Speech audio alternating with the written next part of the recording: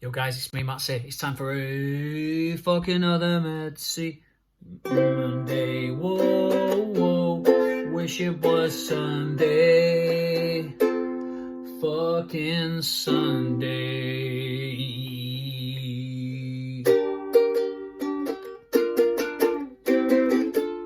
Take me out tonight, where there's music and there's people who are young and alive. Driving in your car, I never ever want to go home. Hello. So, I thought I'd do one about sleep. How to have a good night's sleep. I was listening to a podcast and there was a guy on there that was the leading expert in the world at sleep. And considering that we spend half our lives asleep, I thought it might be worth having a little conversation about. Basically, sleep is the best multivitamin that we can have. It's the thing that all of us need a lot of. And I remember it's the best thing for our immune system. And the better our immune system, the stronger we are and the more of a better quality life we can live, right? I remember, especially when I first started at my last fire station that I work at, and we'd be very busy on a night. So we'd have some busy night shifts. And then I had my daughter who were up every 2 or 3 hours. So my quality of sleep over the course of like 2 or 3 years was bad. And a couple of really bad night shifts at the fire station, I would always be ill a few days after that, because I was just so run down. And without good sleep, you're operating below capacity, full stop, in every single aspect of your life, I would say. What sleep does, one of the things that sleep does is it separates the negative emotions that we have built from our memories. So the negative emotions that we associate with certain things, it acts as like a filter and separates the negative emotions from what happens in our waking life, so that everything we do doesn't evoke negative emotions every time we do it, if that makes any sense. Because if our brains didn't do that, whilst we were asleep, we'd be fearful and affected negatively by everything that we do. So it acts as almost like a filter, or like a computer scan of our mind and our emotions, which is clearly a good thing. They've done experiments on rats, and rats literally keel over and die after 18 days of being kept awake. And the thought of being kept awake until you die is pretty grim. I'm sure you'd agree. But there's a belief within the scientific community that sleep is actually our natural state. It's actually not wakefulness. We think that being awake and conscious is natural, and sleep's a way of re-energizing our batteries. But I think what scientists believe is we've got it the wrong way around. Sleep is our natural state, and we've evolved to wake up and go out there and go stave off entropy with our waking self. And then we go back to sleep, when in fact sleep is our natural state. We're one of the only creatures on the planet, if not the only creature, that has rapid eye movement sleep.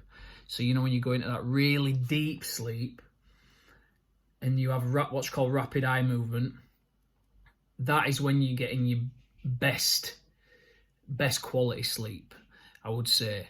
And we're one of the only animals on the planet that does that. It's supposed to be temperature and light that subconsciously dictate whether we're tired or not. our wakefulness levels comes from the temperature and the light that we're experiencing. So over the last few hundred years, as we've started to get alarm clocks and started waking up to go to jobs and stuff, that's only caused us problems psychologically, physiologically, because we've been going against our natural body clock. Because if we're living our life on a day-to-day basis and we're having our wakefulness disturbed, so if we're if we're full of anxiety, we're just ruminating and we just, our wakefulness is marred by a poor mental state, then we have a less effective deep sleep once we've gone to sleep. And if we have a less effective deep sleep, what that means is we have a bigger reliance on our lighter sleep. And then if we have a bigger reliance on our lighter sleep, we just end up waking up in the morning as one of those tired bastards who just can't fully focus, and we're fully tired. We all know those kind of people. Tired people, they can't think straight, and it all is one big system of, it's all a system that we need to make sure we get right, basically. So some hacks in getting better sleep, okay? So go to bed at the same time every day. Bed at the same time every day. Force yourself to go to bed at the same time every day. Force yourself to wake up at the same time every day, or try to wake up at the same time every day. Get into a routine. Another sort of contradictory side of that is stop your alarm, turn off your alarm.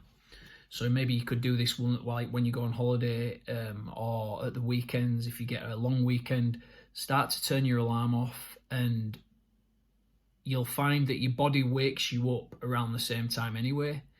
You find more of your natural waking time, your waking up time, if you turn your alarm off.